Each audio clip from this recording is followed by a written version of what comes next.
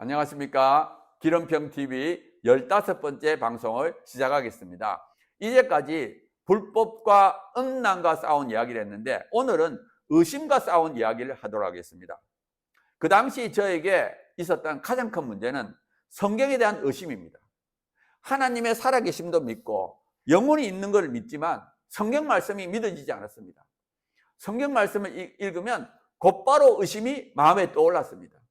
아마도 대학교 때부터 10년 이상 세상 교육을 철저하게 받았기 때문에 그동안 교육받은 내용이 마음에 있으면서 성경 말씀을 거부한 것 같습니다.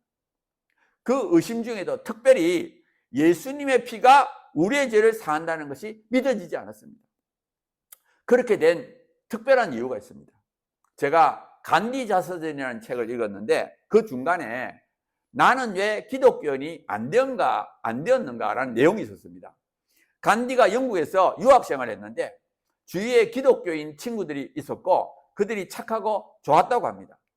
그런데 간디가 이해되지 않는 것이 뭐냐 하면은 그 친구들이 와서 얼마 전에 자기가 죄를 지었는데 예수님의 피로 죄사함을 받았다고 주장하는 겁니다. 자기가 죄를 짓고는 2000년 전에 죽은 예수님 피로 죄사함을 받았다고 주장하는 내용이 간디는 믿어지지 않아서 기독교인이 되지 않았다는 내용입니다. 그때 저는 간디가 이런 생각을 하고 안 믿었구나 했는데 문제는 몇 개월 지나서 간디의 생각이 내 생각이 됐습니다. 저도 예수님의 피로 죄사함 받는다는 내용이 믿어지지 않았습니다. 그때부터 제 마음 안에서 두 가지 생각이 싸우기 시작해요. 하나는 예수님 믿고 천국에도 가고 병도 나아야지 하는 생각이고 다른 하나는 예수님이 믿어지지 않는데 어떻게 하는 생각이에요. 그 당시 저는 간이 안 좋아서 1, 2개월 간격으로 간 기능 검사를 했습니다. 그런데 간 기능 검사 결과가 나빠져서 이러다가 죽겠다 생각이 딱 들면 하나님 앞에 납작 엎드려가지고 이제부터 예수님을 잘 믿을 테니까 한 분만 살려주시라고 기도했습니다. 아무리 의심하다가도 몸이 나빠지면 하나님의 살아계심을 알고 또 병을 고치는 분임을 알기 때문에 하나님 앞에 엎드렸습니다. 그렇게 엎드려서 기도하면 신기하게 간 기능 수치가 좋아졌습니다. 그런데 이 간 기능 수치가 다시 정상이 되면 또다시 의심했습니다. 지난번에 몸이 나은 거는 잘 쉬어서 그런 거야. 그리고 너 예수님 안 믿잖아. 안 믿는데 믿는 거짓말이다. 그런 생각이 들면 그걸 이길 수가 없었어요. 왜냐하면 제가 예수님이 믿어지지 않았기 때문입니다. 그렇지만 다시 몸이 나빠지고 조금 나빠지면 정신을 못 차리지만 정말 나빠져서 이제는 죽겠다 생각 들면 하나님 앞에 엎드려서 다시 하나님 의심하지 않고 예수님 잘 믿겠습니다 기도했어요. 근데 또 그렇게 기도하면 또 건강이 좋아졌습니다. 정말 이렇게 간이 좋아졌다 나빠졌다는 것을 4년 동안에 5번이나 반복했어요. 인간은 정말 강팍하며 공부를 좀 했다는 사람일수록 더 강팍합니다. 이러한 과정을 통해서 제 간은 파괴되었고요. 제 나이 36세일 때 의사가 이제는 간경화라고 했습니다. 지난 4년 동안에 간이 5번이나 나빠지면서 많이 파괴됐다는 거예요. 간경화라는 말을 딱 들으니까 정신이 번쩍 들었어요. 그때까지는 이러다가 괜찮겠지 하는 안일할 생각했는데 이제는 진짜 죽을 수도 있겠다는 생각이 들었어요. 또 예수님이 믿어지지 않으니까 죽음 앞에서 죽음의 공포와 지옥의 공포를 함께 느낄 것 같았습니다. 그래서 제가 부산대학교에 1년 휴직계를 내고 오로지 성경 읽고 기도하는 일에 몰두했습니다.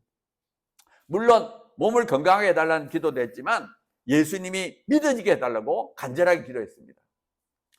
한국에 온 지가 6년이 되었기 때문에 그동안 예수님의 피가 우리의 죄를 사한다는 설교를 여러 번 들었습니다. 그래서 관련된 성경을 읽기 시작했어요. 제가 처음 읽은 부분은 이스라엘 민족이 애굽에서 탈출하는 장면입니다. 그때 이스라엘 민족이 양의 피를 문설주에 바르면 하나님께서 그걸 보시고 이스라엘 민족의 자녀들은 죽이지 않고 애굽 민족의 처자들은 모두 죽였습니다.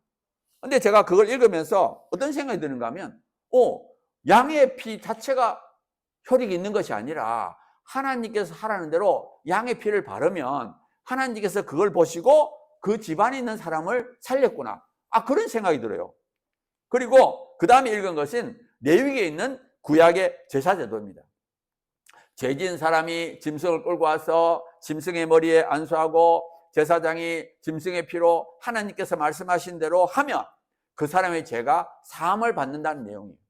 제가 그걸 읽고는 짐승의 피 자체가 죄를 사하는 것이 아니라 하나님께서 하라는 대로 하면 하나님께서 하늘에서 보시고 그 사람의 죄를 사해 주는구나. 그런 생각이 들었어요. 제가 비유를 하면 학생이 수업 시간에 떠들면 선생님이 학생에게 운동장을 10바퀴 뛰다 그렇게 했죠.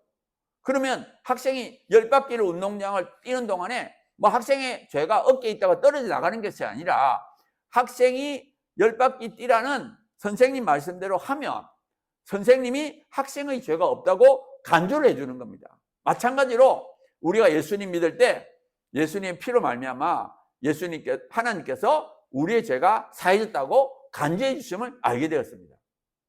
또 신약에 오니까 우리가 예수님 믿을 때 옛사람이 죽는다는 내용도 있었습니다. 그걸 읽으면서 옛사람이 죽으니까 당연히 옛사람이 지은 죄도 없어지겠구나. 그러한 깨달음이 있었어요.